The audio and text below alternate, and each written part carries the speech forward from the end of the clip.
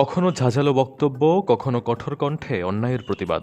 S M Shahriar এখন television talk show মঞ্চে প্রতিপক্ষের জন্য যেমন ভয়ের নাম, তেমনি ইসলামপন্থী সত্য ও ন্যায়ের এক উজ্জ্বল ধারক ও বাহক। কতজনই তো এলেন, নিজেকে উপস্থাপন করলেন, অতপর হারিয়েও গেলেন। আবার অনেকেই স্বার্থের মোহে পড়ে নিজেকে বিক্রিও করে দিলেন। কিন্তু এস এম শাহরিয়ারদের মতো মানুষরা আসেন দেশ ও জাতির অব্যক্ত কথা নিজের কণ্ঠে ফুটিয়ে তোলার জন্য।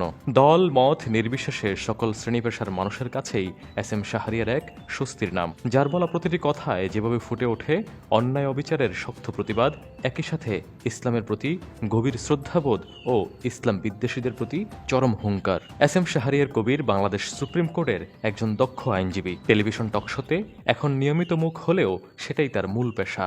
তিনি 3S চেম্বার নামে একটি ফার্মের হেড অব চেম্বার হিসেবে দায়িত্ব পালন করছেন। এই ফার্মটি ঢাকায় অবস্থিত।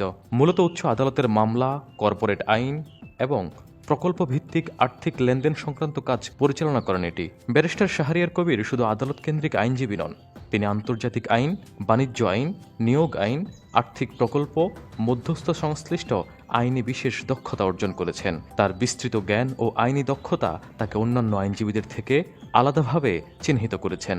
শিক্ষাজীবনে তিনি যুক্তরাজ্যের গ্রেস ইন থেকে ব্যারিস্টার অ্যাট ল ডিগ্রি অর্জন করেছেন। এছাড়া ইস্ট লন্ডন বিশ্ববিদ্যালয় থেকে MLM ও হাডার্সফিল্ড বিশ্ববিদ্যালয় থেকে LLB সম্পন্ন করেছেন। একই সাথে তিনি বিভিন্ন আন্তর্জাতিক আইনি কোর্সে অংশগ্রহণ করেছেন, যা তাকে আধুনিক আইন পদ্ধতি, অভিজ্ঞতা ও বাস্তব জ্ঞানের সঙ্গে যুক্ত করেছেন। যে দক্ষতা কাজে লাগিয়ে তিনি বাংলাদেশে এসে তার দায়িত্ব আরও নিখুঁতভাবে পালন করার সুযোগ পেয়েছেন। তবে বাংলাদেশে আসার পরবর্তী সময় তার জন্য খুব একটা অনুকূল ছিল না। আওয়ামী ফ্যাসিবাদের নানান ষড়যন্ত্রের চাপে পড়ে তিনি খুব একটা সক্রিয় না থাকলেও বর্তমানে তিনি তার কাজ দারুণভাবে উপভোগ করছেন। তার প্রতিষ্ঠান 3S প্রতিনিয়তই মানুষকে বাণিজ্যিক ও আর্থিক লেনদেন সংক্রান্ত বিষয়ে নানান পরামর্শ ও সহযোগিতা করে আসছেন, যার কারণে অনেকেই তিনাকে কর্পোরেট আইনজীবী হিসেবেও চেনেন। টেলিভিশন টকশোতে তিনি যেমন করে ধর্ম বা ইনসাফ ভিত্তিক আলোচনা করেন, বাস্তব জীবনেও তিনি তার ব্যতিক্রম নয়। তবে প্রসঙ্গ যাই হোক, বাংলাদেশের মানুষ চায় এমন অসংখ্য শাহরিয়ার কবির তৈরি হোক, যারা জাতির অব্যক্ত কথা নিজের কণ্ঠে ফুটিয়ে তুলবে।